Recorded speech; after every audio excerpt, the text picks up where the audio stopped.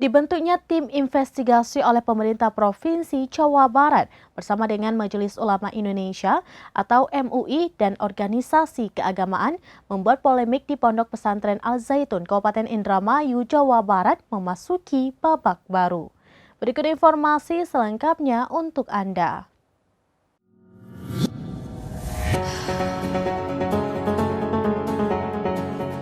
Tim tersebut bertugas untuk mengumpulkan data dan fakta-fakta terkait dugaan ajaran sesat di Pondok Pesantren Al Zaitun.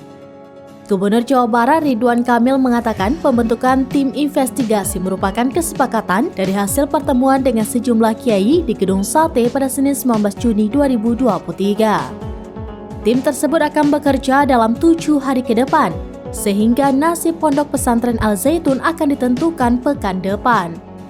Ridwan Kamil menyebut tidak mau mengambil keputusan gegabah terkait polemik Pondok Pesantren Al Zaitun.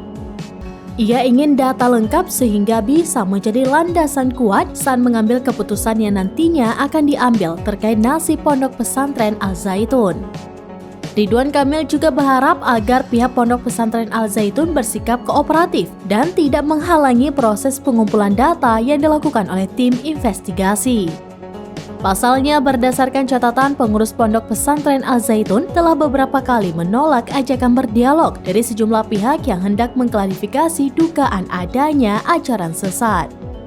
Menurut Ridwan Kamil, jika nanti hasil tim investigasi ditemukan bukti pelanggaran, maka pemerintah akan melakukan tindakan.